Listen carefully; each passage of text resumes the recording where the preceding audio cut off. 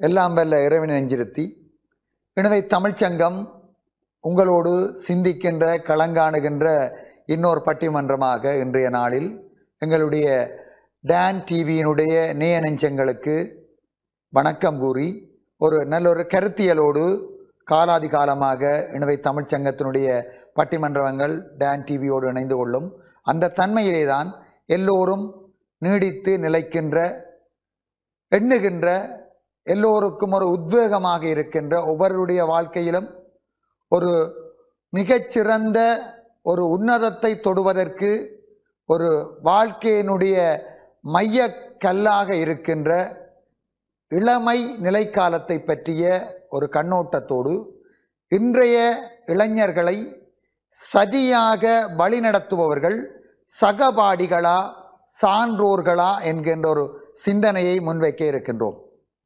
இன்றைய இளைஞர்கள், எங்களுடைய இளைஞர்கள் எதிர்காலத்தினுடைய தலைவர்களாக, ஏன் இன்றும் கூட சமுதாயத்தை தலைமை தாங்கி வழிநடத்தக்கூடிய மிகச்சிறந்த இளம் தலைவர்களாக இருக்கக்கூடிய சிறார்களுக்கெல்லாம் ஒரு உத்வேகத்தை கொடுக்கக்கூடிய அந்த இளையோர்களை சரியாக வழிநடத்துபவர்கள் சகபாடிகளா சான்றோர்களா என்கின்ற ஒரு கருத்து நிலைமையை திறக்க இருக்கின்றோம்.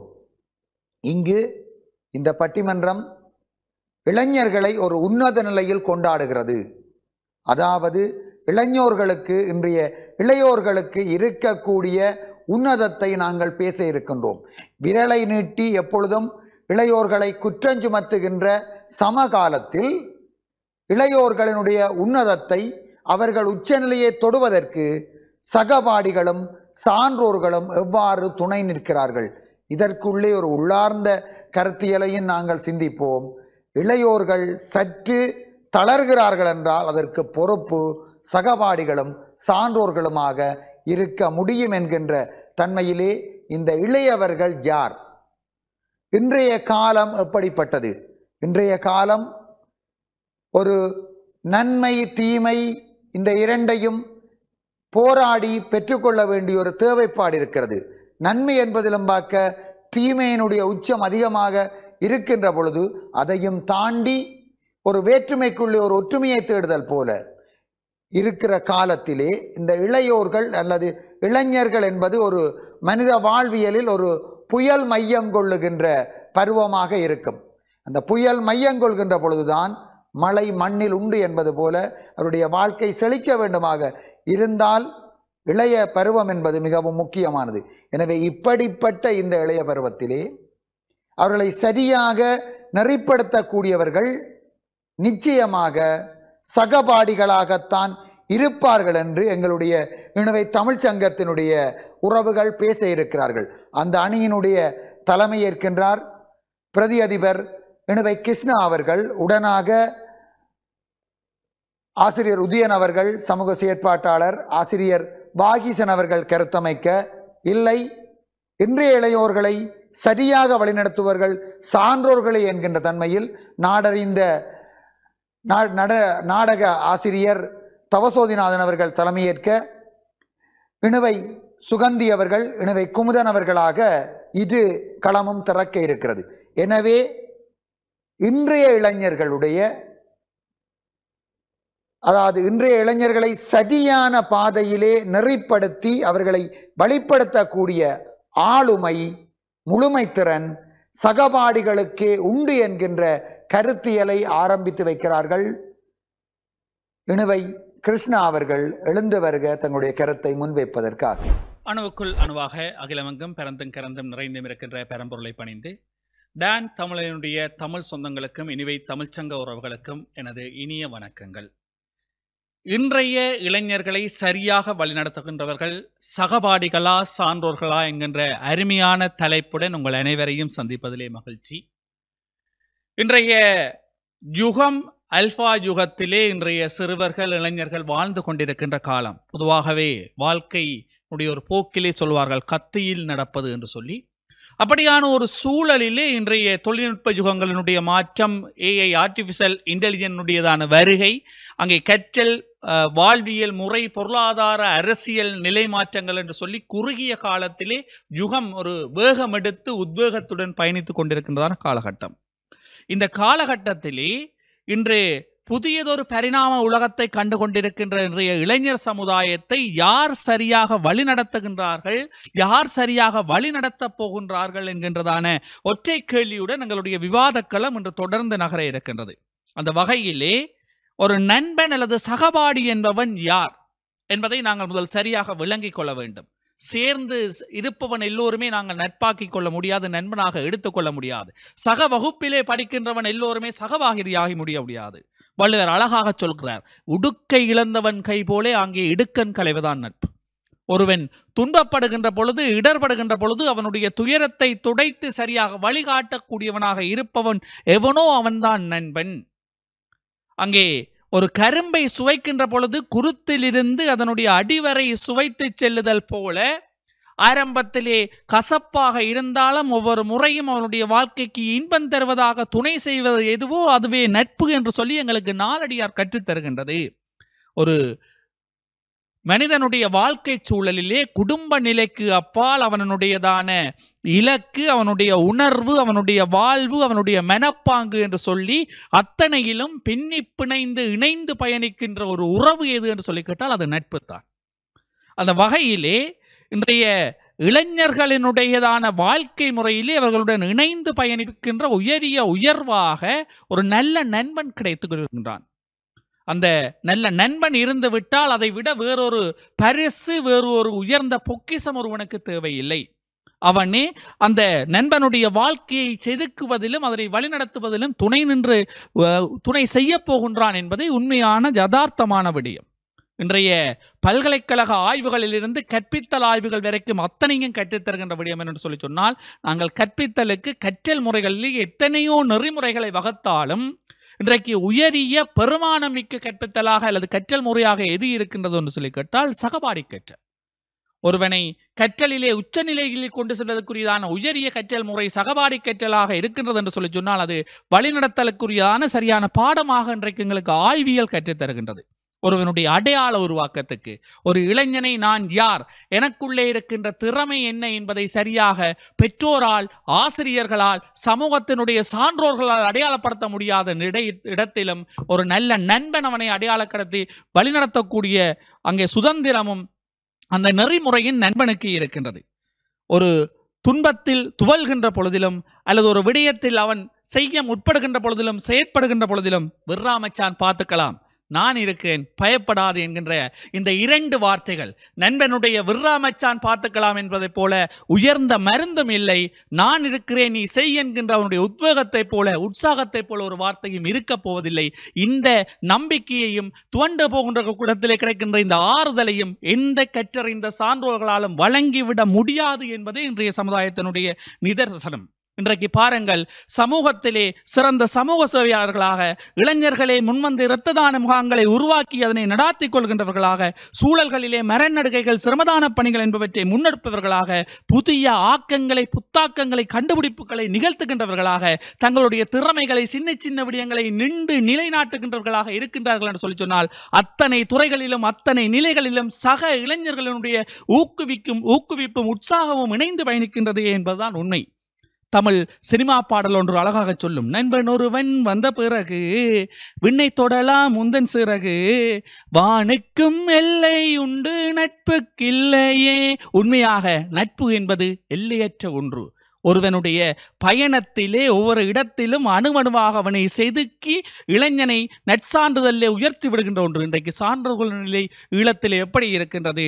கற்று உயர்ந்து உயர் பதவிகளிலே நிர்வாகங்களிலே இருக்கின்றவர்களும் சரியாக வழிநடத்த முடியாத நிலை, தம் நிலை மறந்து இருக்கின்ற நிலை, சந்நியாசத்துக்கும் விண்ணப்பம் கோர வேண்டிய நிலையிலே இருக்கின்ற தன்மையிலே சான்றோர்கள் இளைஞர்களை சரியாக வழிநடத்துகின்ற பாதையிலே எப்படி செயற்பட போகின்றார்கள் என்றது இன்றைய சமுதாயத்தினுடைய கேள்வியாக இருக்கின்றது.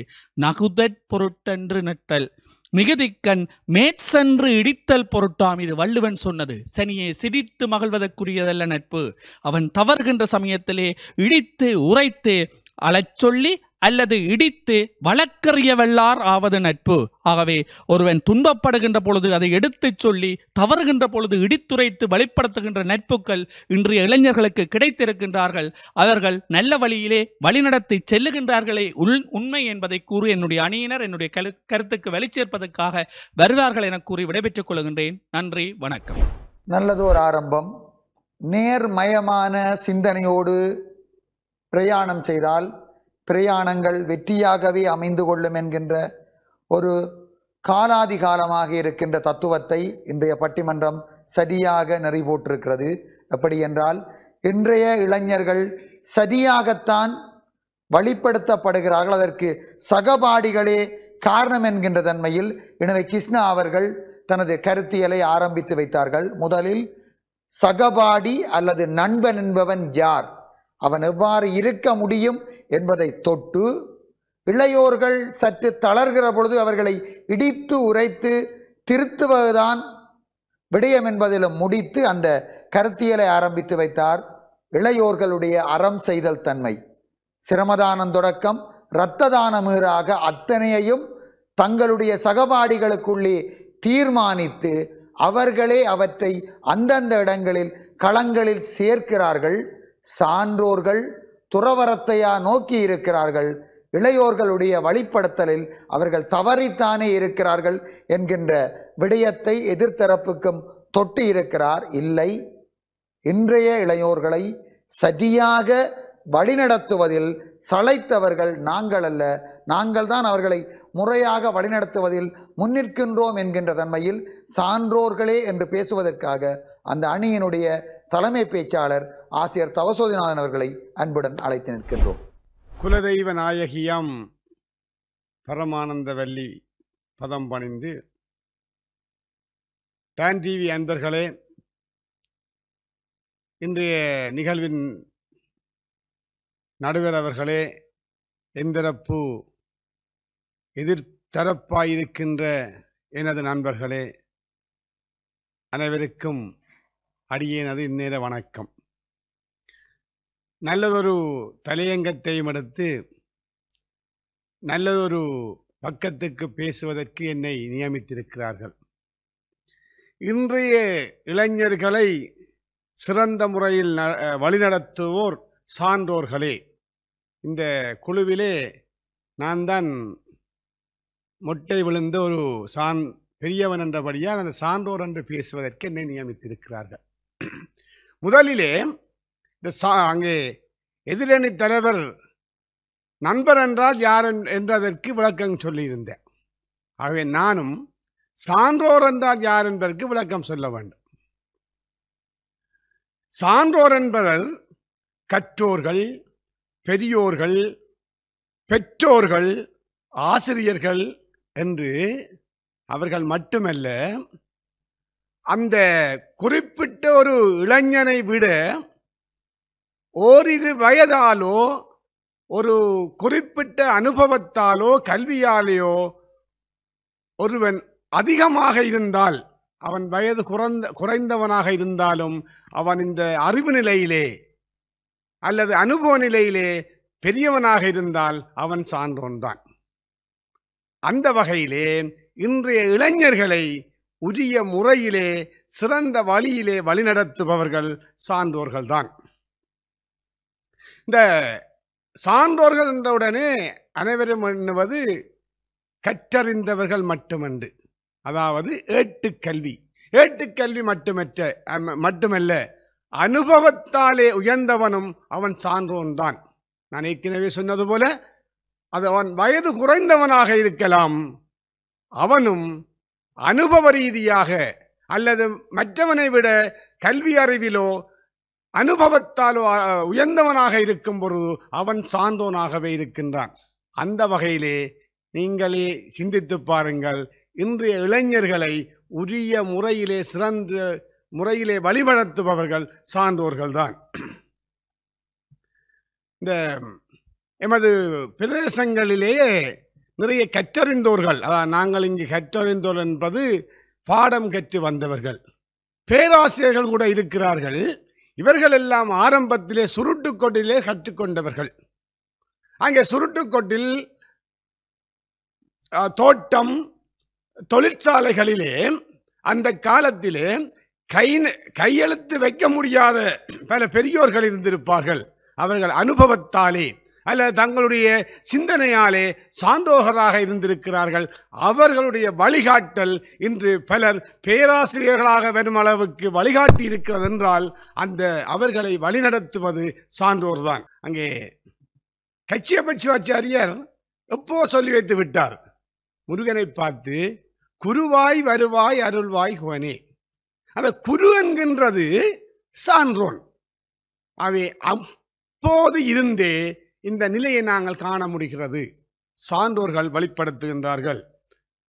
இன்றைய கவிஞன் பாடுகின்றான், எந்த குழந்தையும் நல்ல குழந்தைதான் மண்ணில் பிறக்கையிலே அவன் நல்லவராவதும் தீவிரவராவதும் அன்னை வளைப்பினிலே.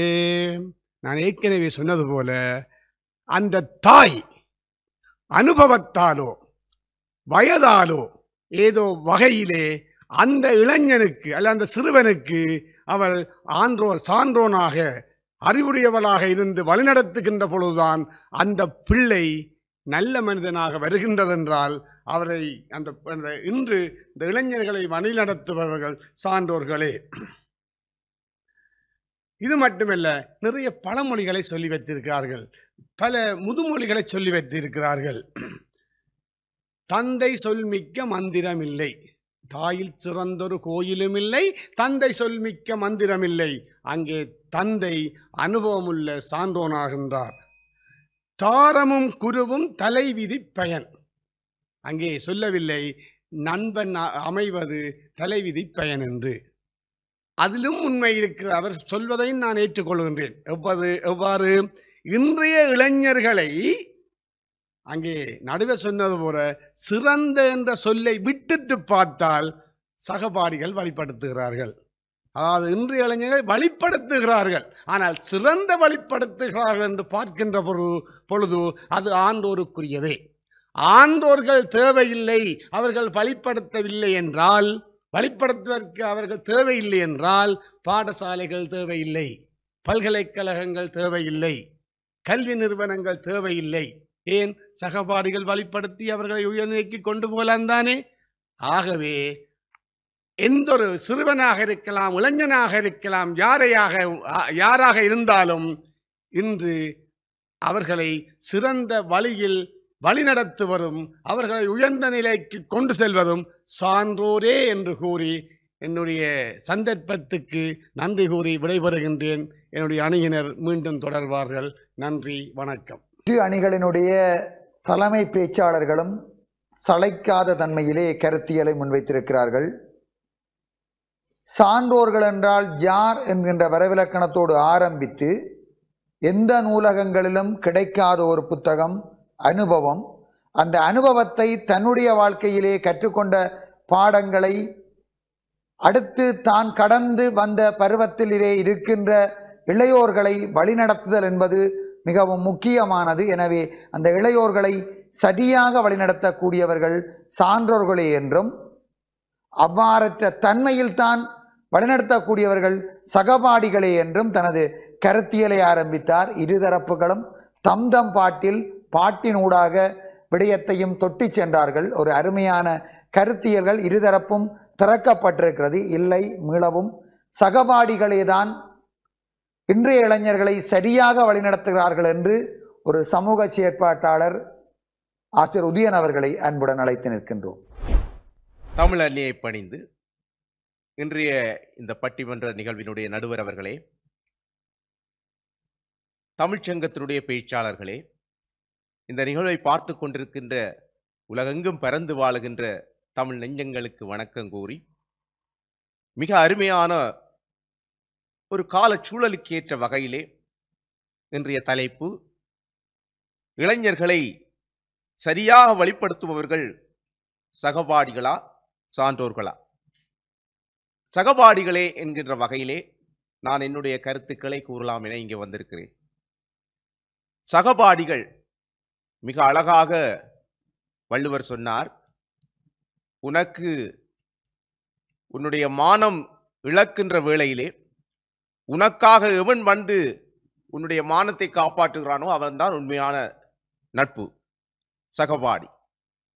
அந்த வகையிலே இன்றைய காலச்சூழலிலே கால மாற்றங்களுக்கு ஏற்ற வகையிலே ஏற்கனவே என்னுடைய அணியினுடைய தலைவர் சொன்னது போல பொருளாதார மாற்றம், கல்வி மாற்றம், தொழில்நுட்ப வளர்ச்சி இவைகளினாலே இன்றைய கால மாற்றங்கள் ஏற்பட்டிருக்கிறது. முன்னோர்கள் வழிப்படுத்துவதை விட இன்றைய காலச்சூழலுக்கு ஏற்ற வகையிலே சகபாடிகள் வழிப்படுத்துகின்ற விதம் வேறு.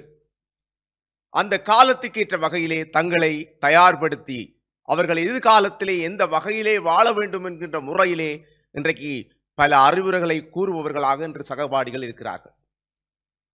எங்களுடைய காலத்திலே நாங்கள் காப்போதர, சாதாரண தரம், உயர்தரம், பல்கலைக்கழகம் சென்றால்தான் வாழ்க்கை என்றிருந்தோம். ஆனால் இன்றைய சூழலிலே இந்த சகபாடிகள் அவர்களுக்குரிய முறையிலே அறிவுரைகளை கூறி அந்த பக்கமாக சென்று உன்னுடைய காலத்தை வீணடிக்காமல் எந்த வகையிலே இப்பொழுது எத்தனையோ இந்த அகில உலகத்திலே எத்தனையோ துறைகள் உண்டு, அந்த துறைகளுக்குள்ளே காலை வைத்து நீங்கள் ஒவ்வொரு துறையிலும் நீங்கள் சரியாக வழிப்படுத்தப்பட்டு சென்றால் உங்களுடைய எதிர்காலம் சிறப்பாக இருக்கும் என்று சொல்லி இப்போது இருக்கிற சிந்தனைக்கு ஏற்ற வகையிலே இந்த சகபாடிகள் தங்களுடைய நண்பர்களை வழிப்படுத்தி செல்லுகின்ற நிலைமையை நாங்கள் இன்று கண்கூடாக பார்த்துக் கொள்கிறோம். பெற்றோராலே வழிப்படுத்த முடியாமல் குழப்பத்திலே இருந்த ஒரு இளையவனை சகபாடிகள் வழிப்படுத்தி இன்றைக்கு அந்த இளையவனை முன்னோக்கி இருக்கிறார்கள். அன்றைய காலத்திலே விவேகானந்தர் இளையவர்களை வழிப்படுத்தியது ஏற்றுக்கொள்ளக்கூடிய வகைதான்.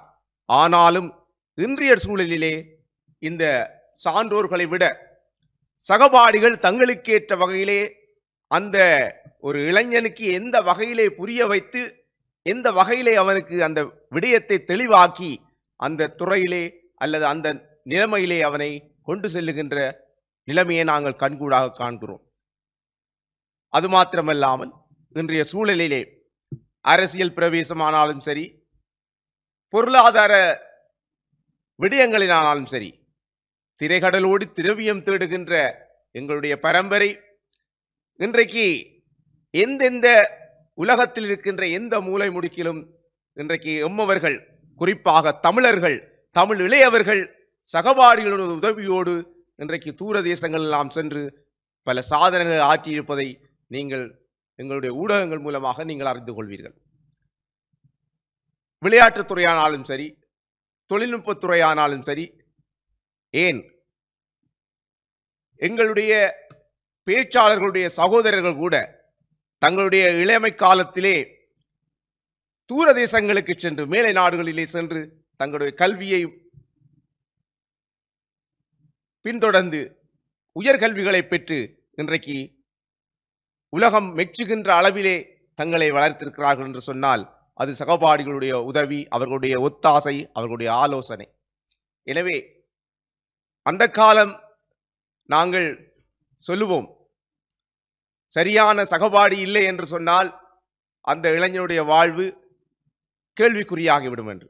ஆனால் இன்றைய காலச்சூழலிலே கால மாற்றத்துக்கேற்ற வகையிலே இன்றைக்கு எங்களுடைய ஊடக வளர்ச்சி, அதுபோல எத்தனையோ விடயங்களை நாங்கள் அறிந்து கொள்ளக்கூடிய வகையிலே அதனுடைய எந்தெந்த வழியிலே நீங்கள் சென்றால் உங்களுடைய வாழ்க்கையை நீங்கள் எந்தெந்த வகையிலே உங்களை முன்னேற்றிக் கொள்ள முடியும் என்கின்ற வகையிலே அந்த ஊடகங்களூடாக உதாரணங்களை காட்டி இன்றைய தொழில்நுட்ப வளர்ச்சியிலே இந்த சகபாடிகள் உதவுகின்ற, ஒத்தாசை பெறுகின்ற நிலைமைகளை நாங்கள் கண்கூடாக காண்கிறோம். எங்களுடைய கண்ணுக்கு முன்னாலேயே உதாரணமாக என்னுடைய மகனை கூட இன்றைக்கு தன்னுடைய நண்பர்கள் வழிப்படுத்தி அவனுடைய வாழ்வுக்கு ஒளியேற்றுகின்ற நிலைமையை நாங்கள் கண்கூடாக கண்டு கொண்டிருக்கிறோம், அனுபவித்துக் கொண்டிருக்கிறோம். அந்த வகையிலே இன்றைய இளைஞர்களை சரியாக வழிப்படுத்துபவர்கள் சகபாடிகளே என்று கூறி வாய்ப்புக்கு நன்றி கூறி விடைபெறுகிறேன். நன்றி, வணக்கம். நல்லொரு கருத்தியலோடு தொடர்ந்து கொண்டார்கள். மாற்றங்கள் பல வந்தாலும் மாறாமல் இருக்கக்கூடியது ஒன்றே ஒன்று, அது சகபாடிதான்.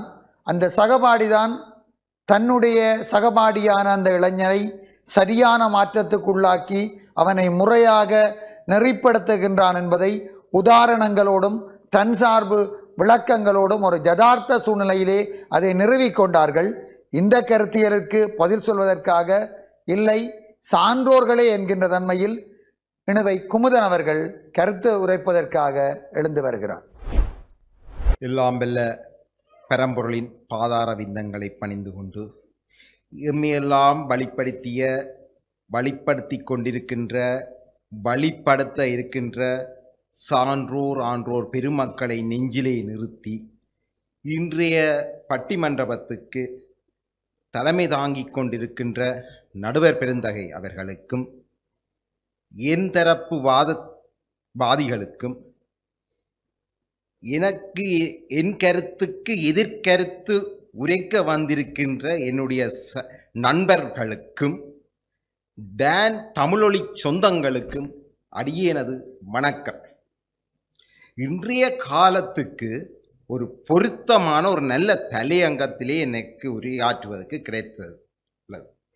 அதாவது இன்றைய இளையோரை சரியாக வழிநடத்துபவர்கள் சான்றோரா அல்லது நண்பர்களா என்பதுதான் என்ற வாதம்.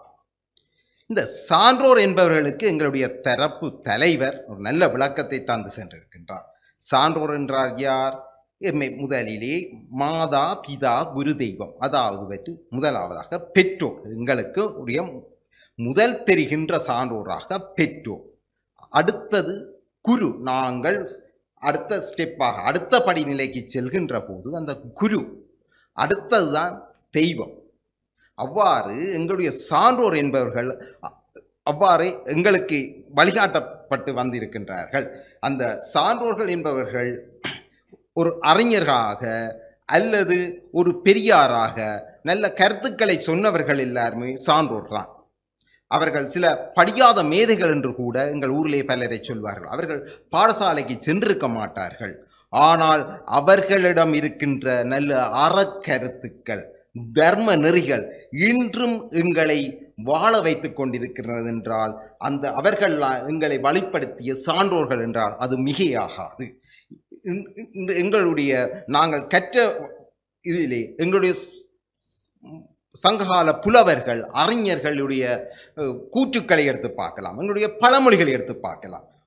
உதாரணமாக ஔவையாருடைய நூல்களை எடுத்துக்கொள்வோம். எங்கள் புலவர் ஔவையாருடைய ஆத்திசூடி, கொன்றை வேண்டுதன், நல்வழி போன்ற பல அரிய நூல்கள் இந்த இளம் சமூகத்தை வழிப்படுத்துவதற்காக அந்த புலவர் தந்த நூல்கள்லாம் இன்றைய சமூகத்தை தொட்டு இன்றும் எங்களுக்கு பிறகு வரக்கூடிய எதிர்கால சந்ததியையும் வழிப்படுத்த அந்த நூல்கள் இன்றியமையாததாக அமைந்துள்ளது. அவ்வாறே விவேகானந்தர் என்ற சான்றோர் என்ன சொல்லி இருக்கின்றார் என்றால், சுவாமி விவேகானந்தர் இளைஞர்களுக்கான அறிவு கூவலை தட்டி எழுப்பி சென்றிருக்கின்றார். வள்ளுவர் திருக்குறள் என்கின்ற 2 அதிகாரத்தில் 7 சொற்களில் வாழ்வியல் தத்துவங்களை மிகவும் அழகாக சொல்லி சென்றிருக்கின்றார்.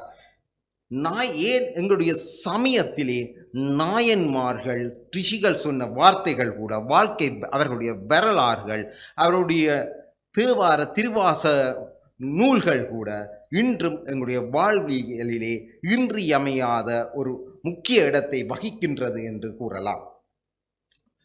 மேலும் ஒரு குழந்தை பிறந்திருக்கின்ற என்றால் அதனுடைய முன்மாதிரி ரோல் மாடல் அந்த சிறு பிள்ளைக்கு யார் என்றால், ஒரு ஆம்பளை பிள்ளை என்றால் அந்த சிறு வயதிலேயே தன்னுடைய தந்தை தான் அது பார்த்து வளரும். நண்பனை பார்த்து வளர்வதில்லை, முதல் தந்தை அதனுடைய ரோல் மாடல் என சொல்லப்படுகின்ற முன்மாதிரி.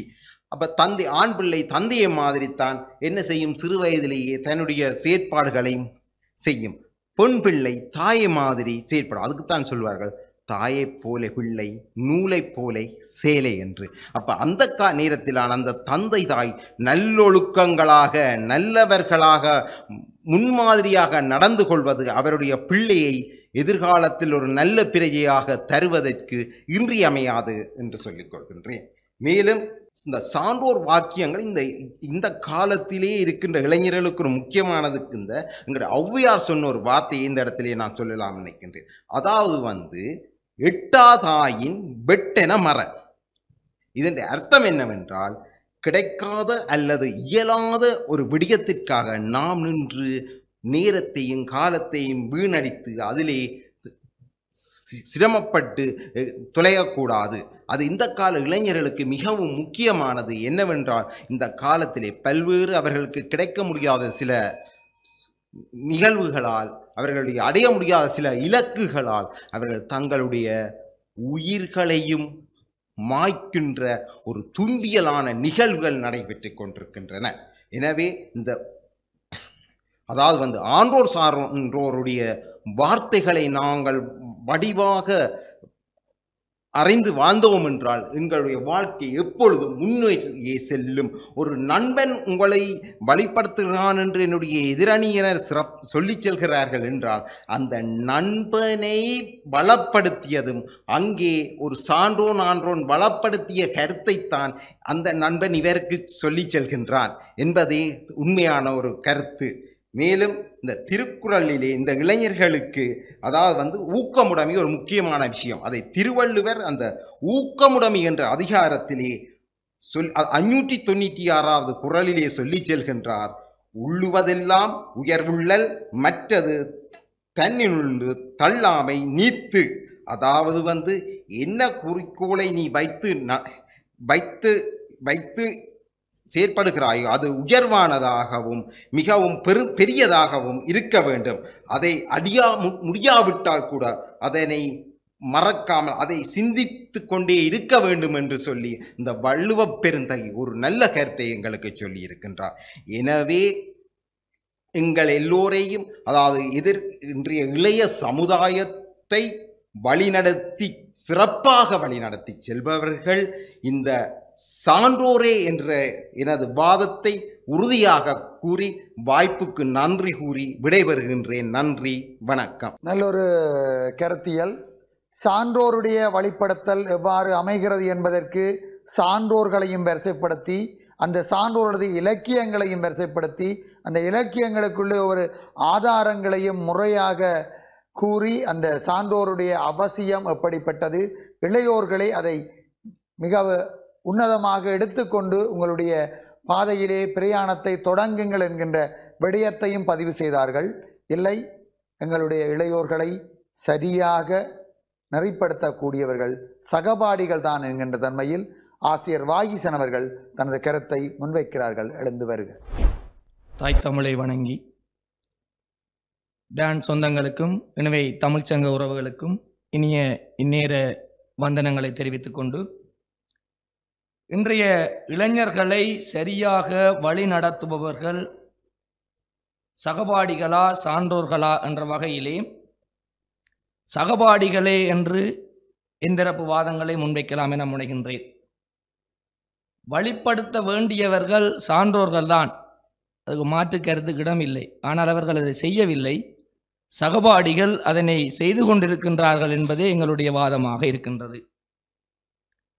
உலக அரங்கிலே இன்று பேசப்பட்டு கொண்டிருக்கின்ற சதுரங்க போட்டிகளில் எங்கள் பிரதேசத்தைச் சேர்ந்த தர்சன் கஜீசனா என்ற மாணவி எடுத்துக்கொண்டால் கூட தந்தை மகளுக்காக பாடுபடுகின்றார், தந்தைக்காக தந்தையினுடைய சகபாடிகள் பாடுபட்டு கொண்டிருக்கின்றார்கள், அந்த பிள்ளைக்கான அனுசரணையை செய்வதில்லை. இந்த வகையிலே அவருடைய சகபாடிகள் தான் அவருடைய திறமையை வெளிப்படுத்துவதற்காக இன்றும் உழைத்து கொண்டிருக்கின்றார்கள் என்பது நிதர்சனமான உண்மை. அண்மை காலங்களிலே இன்னமொருவர் எங்கள் ஊரைச் சேர்ந்தவர் சொல்லிசையிலே விற்பனராகி வருகின்ற வாகீசன் அவர்களையும் அவருடைய பாடல்களை யூடியூப் தளங்களிலே பார்வையிட்டு அவருடைய சகபாடிகள் அதனை பிரசித்தம் செய்வதற்காக அதனை பகிர்ந்து கொள்கின்ற பொழுது அவர் நாடறிந்த உலகறிந்த கலைஞனாக இன்று முழிந்து கொண்டிருக்கின்ற தன்மையிலே அவரை வழிப்படுத்தியதும் சகபாடிகள்தான். அடுத்ததாக நாங்கள் கூறுகின்ற பொழுது அண்மையிலே வெளியான காப்போதா சாதாரண பரீட்சையிலே நடந்த உண்மை சம்பவம். ஒரு மாணவி ஒருவர் அந்த பெறுவர்களை தரம் 10 வருகின்ற பொழுது அந்த மாணவியினுடைய பெறுவர்கள் சாதாரண சித்தியிலே இருக்கின்ற பொழுது அவருடைய சகபாடிகள் அந்த மாணவியை புரிந்து கொள்கின்றார்கள். இந்த மாணவி நிச்சயமாக 9 பாடங்களிலும் ஏத்தர சித்தியை பெற்றுக்கொள்ளும் என்பதை அவர்கள் அறிந்து கொள்கிறார்கள், கற்றலிலே ஆர்வம் இருக்கின்றது சொல்லி அந்த ஏனைய மாணவிகள் இந்த மாணவியை சொல்கின்றார்கள், உன்னால் முடியும், நீ 9 எடுப்பாய்ன்னு சொல்லி. அந்த பிள்ளை சொல்லுது, ஆங்கில பாடத்திலும் ஆண்டு நிச்சயமாக எடுக்கலாம் என்று சொல்லி அந்த பிள்ளையை வழிப்படுத்துகின்றார்கள். அந்த வழிப்படுத்தி உன்னிடம் இன்னென்ன திறமைகள் இருக்கு என்பதை வழிப்படுத்தி அந்த பிள்ளையை 9 பாடங்களிலும் ஏத்தர சித்தியை பெற்றுக்கொள்ள வைத்திருக்கின்ற சொன்னால் அது அந்த சகபாடிகளினுடைய கண்டுபிடிப்பு தான், அந்த பிள்ளையிடம் இருக்கின்ற திறமை. எங்களுடைய பாடசாலைகளை நாங்கள் எடுத்துக்கொண்டால் நாங்கள் சில போட்டிகளுக்கு பிள்ளைகள் எடுப்போம். எங்களுக்கு தெரிந்திருக்காது இவனுக்கு பாடத் தெரியுமா, ஆடத் தெரியுமா, ஓடத் தெரியுமாண்டு. ஆனால் பக்கத்தில் இருக்கிறவன் சொல்லுவான், சார் இவன் நல்லா ஓடுவான் சார், அன்றைக்கு என்ன துரத்தி கொண்டு வந்தவன், இவன் நல்லா சார் பாவான் சார், அன்றைக்கு நான் பாஞ்சது கண்டுனான் சார், இவன் நல்லா பாடுவான் சார், இவனு பாடத் தெரியும், அந்த ரோட்டால் வைக்கலாம் பாடிக்கொண்டு போவான். அப்படி அந்த சகபாடிகளுக்குத்தான் தெரியும் தன்னுடைய சகபாடிக்கு என்னென்ன திறமை இருக்குன்னு சொல்லி. அந்த திறமைகளை வெளிப்படுத்துவதற்கு உதவுவர்களும் அவர்கள்தான். அதே போல இப்போ சாதாரணமாக எங்களை எண்ணெய் எடுத்துக்கொண்டால் கூட நாங்கள் காப்போதா உயர்தர பரீட்சையின் பின்னர் கூட எங்களுக்கு பல்கலைக்கழக வாய்ப்புகள் கிடைக்காத போது எங்களை தொழில்நுட்ப கல்லூரிகளுக்கு வழிப்படுத்தியவர்கள் எங்கள் ஊரிலே அந்த நாங்கள் சொல்லுவோம் சந்திகளில் நிற்கிறார்கள்னு சொல்லி எங்களுடைய சகபாடிகள் தாங்கள் தொழில்நுட்ப கல்லூரியில் கற்றார்கள். அதன் மூலம் பெற்ற பயன்களை எங்களுக்கு சொன்னார்கள், நீங்கள் சென்று படித்தால் இவ்வாறான உயர்நிலையை அடையலாம் என்று சொல்லி. அவ்வாறு நாங்கள் கற்றுக்கொண்டோம், உயர்நிலையை அடைந்து கொண்டோம். இந்த நிலைமையை சான்றோர்கள் வகுப்பதில்லை என்பதுதான் யதார்த்தமான சூழ்நிலை. அவர்கள் தங்களுடைய உயர்ந்த நிலையிலே இருந்து கொண்டிருக்கின்றார்கள். கீழ் இறங்கி வருவதற்கு அவர்களுடைய அந்த சான்றோர் என்ற தன்மை அவர்களுக்கு தடையாக இருக்கின்றது. இப்பொழுது கூட இந்த தொலைக்காட்சி நிகழ்வுகள் கூட புதியவர்களை அடையாளம் கண்டு அவர்களுடைய சகபாடிகள் ஊடாகத்தான் இந்த நிகழ்வுகளுக்கு அழைத்து வருகின்றார்கள். இந்த பட்டிமன்றத்தை கூட சொல்லலாம், சகபாடிகள் ஊடாகத்தான் இந்த நிகழ்வுகளுக்கு அழைத்து வருகின்றார்கள். ஏதாவது ஒரு சான்றோர் அழைத்து வந்ததாக என்றால் எனக்கு என்றால் அது தெரியவில்லை. அவர்கள் தங்களுடைய மட்டங்களிலே நின்று கொள்கிறார்கள். ஆனால் சகபாடிகள் தங்கள் சகபாடிகளை அழைத்து வந்து அப்படியாக இந்த பட்டிமன்ற ஒளிப்பதிவுகளை நீங்கள் பார்க்கின்ற பொழுது தெரிய வரும், சகபாடிகள் ஊடாகத்தான் பலரது திறமைகள் இன்று இந்த தொலைக்காட்சி வாயிலாகவும் வெளிப்படுத்த கொண்டு வருகின்றது என்று சொன்னால் அதுதான் யதார்த்தமான சூழ்நிலை. இலக்கியவாதிகள் பற்றியெல்லாம் கூறியிருந்தார்கள், இலக்கியவாதிகள் கருத்துக்கள் வள்ளுவர் ஔவையார் எல்லாம் கூறியிருந்தார்கள். அது அந்த காலத்தில் அவர்களுடைய மனநிலையிலே இருந்த மனப்பதிவுகள். அது இன்றைய காலத்துக்கு பொருந்துமா இல்லையா என்பது கேள்விக்குறியான விடயம். ஏற்ப நிகழ்ச்சி என்று சொன்னது ஐயமுட்டுன் என்று சொல்லி, அப்போ முன்னுக்கு பின் முரணான கருத்துக்கள் சிலது இருக்கின்றன இலக்கியங்களிலே. அது அவர்களுடைய மனநிலையை பொறுத்தது. ஆனால் அண்மைய காலங்களிலே வந்து சகபாடியினுடைய திறமைகளை சரியாக இனங்கண்டு சொல்லக்கூடியவர்கள் அவர்களுடைய சக நண்பர்களே என்பதுதான் யதார்த்தமான சூழ்நிலை. அவர்கள் தாங்கள் எங்கெங்கு வகுப்புக்கு செல்கின்றார்கள், எங்கு படித்தால் நல்ல பெருவெற்றி பெறலாம், எங்கு படித்தால் நாங்கள் சிறந்த பெருவெற்றி பெறலாம், நான் இன்ன இடத்திலே தவறு செய்தேன், இன்ன பிள்ளையாளை நான் இங்கு நிற்கின்றேன், நீ அதை செய்ய வேண்டாம் என்பதை கூறி அவர்களை நல்ல வழிப்படுத்துபவர்கள் சகபாடிகளே என்ற தன்மையில் இன்றைய இளைஞர்களை சரியாக வழி நடத்துபவர்கள் சகபாடிகளே என்ற வகையில் எனது வாதத்தை நிறைவு செய்து கொள்கிறேன். நன்றி, வணக்கம். நல்லொரு கருத்தியல், அதாவது நிதர்சன உண்மையை இன்று சாதித்து கொண்டிருக்கின்ற இளையோர்களுடைய உன்னதத்தை சகபாடிகள்தான் சதி சமர் களங்களிலே நின்று அவர்களை சரியாக நெறிப்படுத்துகிறார்கள் என்றொரு உதாரணத்தையும் வெளிப்படுத்தி தனக்குரிய பாணியிலே எவ்வாறு அந்த இளைஞர்களிடம் இருக்கக்கூடிய திறமைகளை அவர்களூடாகவே அறிந்து நெறிப்படுத்தல் என்கின்ற கருத்தியலையும் வெளிப்படுத்தி கொண்டார்கள். சான்றோர்கள் இளையோர்களை புரிதலிலே சற்று இடைவெளி இருக்கிறது என்கின்ற தன்மையையும் வெளிப்படுத்தி கொண்டார். இல்லை, சான்றோர்கள்தான் இளையோர்களை சரியாக நெறிப்படுத்துகிறார்கள் என்ற கருத்தை வலுச்சேர்ப்பதற்காக எனவே சுகந்தி அவர்கள் வருகிறார் தனது கருத்தை முன்வைப்பதற்கு. இல்லாமல்ல சிவபரம்பருடைய திருவருளை நெஞ்சிருத்தி டான் தொலைக்காட்சியினுடைய சொந்தங்களுக்கும் பட்டிமன்ற தலைமைக்கும் எண்ணணிக்கும் எதிரணியினருக்கும் இந்நேர வணக்கத்தினை தெரிவித்து,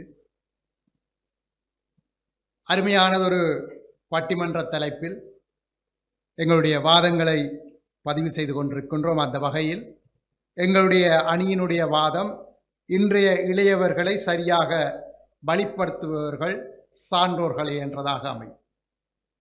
இந்த வகையில் இந்த சான்றோர்கள் என்போர் யார்? ஏற்கனவே பதிவு செய்யப்பட்டாலும் அந்த விடயத்தையும் தொட்டு செல்ல வேண்டும். எப்படி என்றால், சான்றோர் என்பவர் அவர் வயதில் குறைந்தவராக இருந்தால் கூட வழிப்படுத்துகின்ற தன்மையில், அறிவு நிலையில் அல்லது அவருடைய அனுபவம் சார்ந்து அவர் சான்றோனாகி விடுகிறார். உதாரணமாக சொல்லலாம், எங்களுடைய சமயத்தை எடுத்துக்கொண்டோமாக இருந்தால், சிவபெருமானுக்கு முருகன் சான்றோன், தந்தைக்கு உபதேசம் செய்தவன் என்கின்ற வகையில் சான்றோனாக. இப்படி இளையவனாக இருந்தால் கூட சந்தர்ப்ப சூழ்நிலை அவனை சான்றோனாக்கிவிடும். ஆகவே வழிப்படுத்தல் என்கின்ற தன்மையில் சான்றோன் முக்கியம். அந்த சகபாடி கூட சில இடங்களில் சான்றோனாகி விடுகிறார். இங்கே எதிரணி பதிவு செய்த விடயங்களுக்குள்ளும் சில இடங்களிலே தொட்டு செல்ல வேண்டும். அந்த சதுரங்க போட்டியில் வெற்றி பெற்ற மாணவியினுடைய வெற்றிக்கு சகபாடிகள் துணை செய்கிறார்கள் என்பது ஏற்றுக்கொள்ளக்கூடிய விடயம். அதை நாங்கள் பாராட்டுகிறோம், மெச்சுகின்றோம். அந்த மாணவியினுடைய உயர்ச்சிக்கு சான்றோன் அந்த தந்தை. அந்த மாணவியினுடைய வளர்ச்சியிலே முதலிலே பங்காற்றுகின்றவர் சான்றோனாக தந்தை பங்காற்றுகின்றார். அந்த தந்தையினுடைய சகபாடி அங்கே தந்தையினூடாக மகளினுடைய உயர்ச்சிக்கு வழிவகுத்திருக்கிறார். இங்கே சான்றோனாக தந்தை. இவ்வாறாகத்தான் பல இடங்களிலே நாங்கள் இந்த சான்றோனுடைய வகிபாகம் அமைந்திருக்கிறது. இந்த பண்டைய காலங்களிலே பார்த்தால் இந்த சான்றோர்கள் எனப்படுபவர்கள் சமூகத்தை வழிநடத்துபவர்களாக, சமூக தலைவர்களாக, சமூக தொண்டர்களாக, நீதி வழங்குபவர்களாக என்று பலதரப்பட்ட நிலையில் இருந்திருக்கிறார்கள். காரணம், அவர் கல்வி அறிவில் மட்டுமல்ல. நாங்கள் சில விடயங்களை எங்களுக்குள் சுருக்கிக் கொள்கிறோம். எப்படி என்றால், சான்றோன் என்றால் அவன் கல்வி அறிவு அல்லது கற்றுத் தேர்ந்தவனைத்தான் நாங்கள் சான்றோனாக பார்க்கிறோமா என்கின்ற சிந்தனை இருக்கிறது. அதுவல்ல, அவனுடைய அனுபவம் கூட சான்றோனாக்கும் ஒருவனை. கல்வி அறிவு மட்டுமல்ல, சமூகத்தை பொறுப்பெடுக்கின்ற பொழுது அவன் சான்றோனாகி விடுவான். சமூகத்தை வழிப்படுத்துகின்ற பொழுது அவன் சான்றோனாகி விடுவான். தன்னை சார்ந்தவர்களை வழிப்படுத்துகின்ற பொழுது சான்றோனாகி விடுவான். இந்த இடத்தில் ஒன்றை குறிப்பிட்டுக் கொள்கிறேன். தன்னை சார்ந்தவர்களை வழிப்படுத்துகின்ற பொறுப்பு சகபாடிக்கு இருக்கிறது. இந்த இடத்தில் வழிப்படுத்துகின்ற பொழுது அவன் சகபாடிக்கு சான்றோன். நான் சொல்வது சில வேளைகளில் குழப்பமாக இருக்கும், கேட்பவர்களுக்கு குழப்பமாக இருக்கும். ஆழ்ந்து சிந்தித்தால் வழிப்படுத்துகின்றவன் என்கின்ற வகையில் அவன் சான்றோன் தான். இன்றைய காலச்சூழல் தொழில்நுட்பம் சார்ந்து பல வகையான நன்மைகளை தந்தாலும் கூட அதில் இருக்கின்ற சவால்களையும் அவை தருகின்ற இடர்பாடுகளையும் களைவதற்கு இன்ற சான்றோர்களுடைய துணை முக்கியமாகிறது. இன்றைய இளையவர்களுடைய வளர்ச்சி போக்கில், முன்னேற்றத்தில் இந்த சமூக ஊடகங்கள், இல்லை என்று சொன்னால் இன்று இருக்கக்கூடிய காலச்சூழலிலே இருக்கின்ற இந்த போதை வஸ்து பாவனை தொடர்பான விடயங்கள், சமூக புரள்வான செயல்கள், இவையெல்லாம் இளைஞர்களை, இன்றைய இளையோர்களை பாதிக்கின்ற பொழுது சகபாடிகள் அவர்களை வழிப்படுத்துகிறார்கள், மறுப்பதற்கில்லை. ஆனால் இந்த சகபாடிகளுக்கு மேலாக சான்றோர்கள் தங்களுடைய அனுபவங்களை, தாங்கள் கடந்து வந்த சவால்களை இவர்களுக்கு அறிவுரைகளாக சொல்வதன் மூலமாக அவர்களை வழிப்படுத்துகிறார்கள். இதைவிட இன்னொரு படியாக சிந்தித்தால், இன்று நிகழுகின்ற அரசியல், சமூக, பொருளாதார மாற்றங்களை இந்த சான்றோர்களுடைய அறிவுரைகளும் வழிகாட்டல்களும் அவசியமாகிறது. ஒரு தொழில் நிறுவனமாக இருந்தால் அங்கே ஒரு சான்றோனுடைய வழிகாட்டலும் ஆலோசனையும் முக்கியம். ஒரு அரசியல் சார்ந்த அமைப்பாக இருந்தால் அவர்களுக்கு சான்றோனுடைய அனுபவமும் அவனுடைய அறிவு முதிர்ச்சியும் வழிகாட்டியாக இருக்கும். ஏன் பொது அமைப்புகளாக இருந்தால் அங்கே முதியவர்கள் அங்கே பொதுச்சபை என்றோ இல்லை என்று சொன்னால் போசகர்களாகவோ ஆலோசனை சபைகளாகவோ இருந்து வழிப்படுத்துகின்றார்கள். இந்த இடங்களில் பொதுவாக இளையவர்களை, எங்களுடைய வருங்கால சமுதாயத்தை வழிப்படுத்துகின்ற தன்மையில் சான்றோர்களுடைய வகிபாகம் முக்கியம் வருகிறது. அந்த வகையில் இன்றைய இளையவர்களை வழிப்படுத்துகின்ற தன்மையில் முக்கியத்துவம் வாய்ந்தவர்களாக இருப்பவர்கள், சரியாக வழிப்படுத்துபவர்களாக இருப்பவர்கள் சான்றோர்களே என்று சொல்லி நல்ல வாய்ப்புக்கு நன்றி பாராட்டி விடைபெற்று அமைகின்றேன். நன்றி, வணக்கம். உண்மையில் நல்லொரு கருத்தியலோடு முடித்தார்கள். அதிலே மிக உன்னதமாக வார்த்தைகளை சிந்தித்து கொள்ளுங்கள். சான்றோர் என்பது ஒருவரை வழிநடத்த அவர் முயற்சிக்கிற பொழுதே அவர் சான்றோராகி விடுகிறார். எனவே அத்தனை சகபாடிகளும் சான்றோர் தான் என்று லாவகமாக தமிழியலால் தனது கருத்தியலை முன்வைத்து கொண்டு இளையோர்களை, இன்றைய இளைஞர்களை வழிநடத்துவதில் பெரும்பங்கு சான்றோர்களுக்குத்தான் இருக்கிறது, சகபாடிகளிலும் பார்க்க என்ற ஒரு சிந்தனையை முன்வைத்து எனவே சுகந்தி அவர்கள் தனது கருத்தியலை நிறைவு செய்திருக்கிறார்கள். இப்பொழுது இருதரப்பும் தங்களுடைய கருத்தியலை நிறைவு செய்திருக்கிறது. உண்மையில் எங்களுடைய இணுவை தமிழ்ச்சங்கம் முன்வைக்கின்ற டான் டிவியினோட இணைந்த பட்டிமன்றங்களுக்குள் பேசாத வார்த்தையை பேசலுற்றோம் என்கின்ற தன்மையில் தான் இன்றைய இளைஞர்களுடைய ஒரு நேர்மயமான பார்வையை நாங்கள் பார்க்க தொடங்கி இருக்கிறோம். உண்மையில் இன்றைய இளைஞர்கள் சாதிக்கிறார்கள், உயர்ந்த உச்சங்களை தொடுகிறார்கள். சான்றோர்களால் கூட தொட முடியாத சிகரங்களை எல்லாம் தொடுகிறார்கள். நாடு கடந்து தேசங்கடந்து உச்ச நிலையிலே அவர்கள் மிளிர்வதற்கு யார் காரணம்? யார் அவர்களை வழிப்படுத்தி இருக்கிறார்கள் என்றால் இந்த இரண்டு தூண்களும் மிகவும் முக்கியமானது. ஒரு சகபாடி, இன்னொரு பக்கம் சான்றோர்கள். இந்த இரண்டு தளத்துக்குள்ளும் இருக்கக்கூடிய நிலைப்பாடுகள் என்ன? இளையோர்களுக்கு அவருடைய முன்னேற்ற பாதைக்கு அந்த இளையோர்களை நெறிப்படுத்துவதில் அல்லது அவர்கள் விரும்பிக் கொள்வது எப்படியாக இருக்கும் என்று சொன்னால், சான்றோர்கள் இளையோர்களை நெறிப்படுத்துகின்ற பொழுது இதனை செய், இதனை செய்யாதே, இதனை நீ செய்து கொண்டால் இவ்வாறு வர முடியும், இதனை செய்யாத இடத்து அல்லது நீ செய்வாயாக இருந்தால் நீ ஒரு கீழ்நிலைக்கு போய்விடுவாய், எனவே செய் அல்லது செய்யாதே என்கின்ற இரண்டு விடயங்களையும் அவர்கள் கட்டளையாக பிரயோகிக்கிற பொழுதுதான் இந்த இளையோர்களுக்கும் சான்றோர்களுக்குமான ஒரு விரிசல் ஆரம்பிக்க தொடங்குகிறது. அதை முறைப்படுத்தி சொல்கிற பொழுது அல்லது அதை முறையாக மனமு வந்து கேட்கின்ற பொழுது அந்த இளையோர்கள் சான்றோர்களினுடைய வழிப்படுத்தலில் உச்சம் தொடுகிறார்கள். இந்த இடைவெளிக்கு ஒரு முக்கியமான காரணம் இருக்கிறது. என்னவென்றால் உணர்வுகளை புரிந்து கொள்ளுதல். இளையோர்களுடைய உணர்வு நிலைப்பாடு என்ன?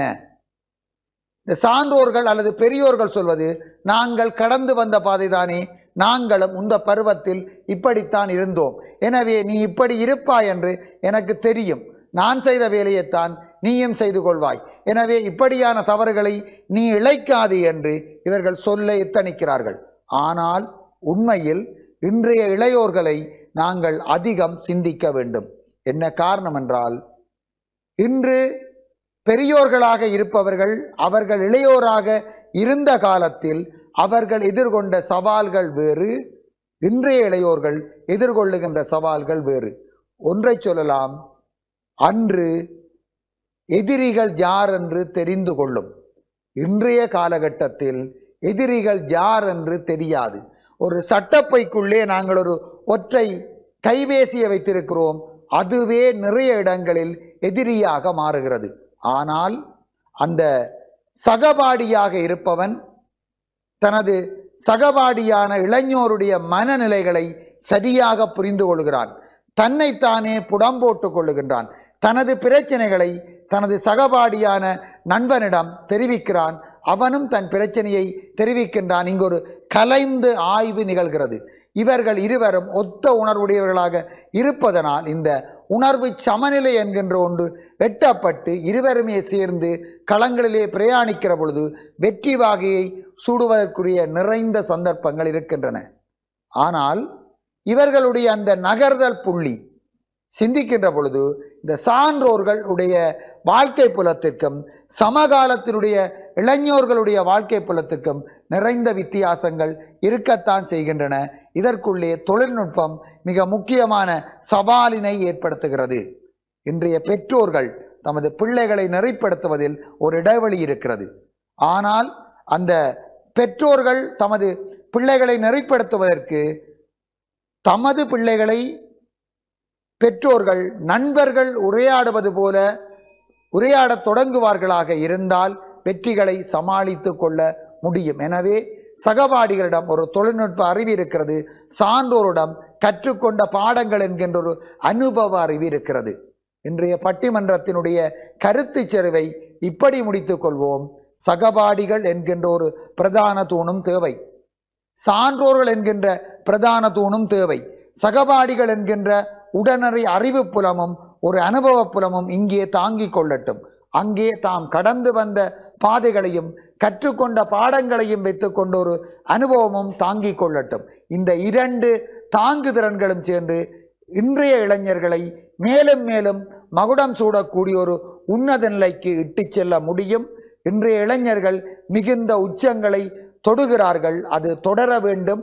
அதற்கு இந்த சகபாடிகளும் சான்றோர்களும் தொடர்ந்து துணை செய்வார்கள். எனவே இளைஞர்கள் பற்றிய ஒரு நேர்மயமான சிந்தனை ஓட்டத்தோடு அவர்களை ஒரு மேல்நிலைக்கு கொண்டு வருகின்ற தன்மையில் இணுவை தமிழ்ச் சங்கம் இன்றைய நாளுக்குரிய ஒரு பட்டிமன்றத்தை களமேற்றி கொண்டது. இன்னொரு பட்டிமன்றத்திலும் சந்திப்போம். தொடர்ந்து நாங்கள் சிந்தித்துக் கொள்வோம். உங்களிடமிருந்து எங்களுடைய டான் டிவியினுடைய தொழில்நுட்ப உத்தியோகத்தர்கள் அத்தனை பேரோடும் நன்றி பாராட்டி விடைபெற்றுக் கொள்ளுகின்றோம். நாளும் நலத்துடன் வாழ்க வளத்துடன். நன்றி, வணக்கம்.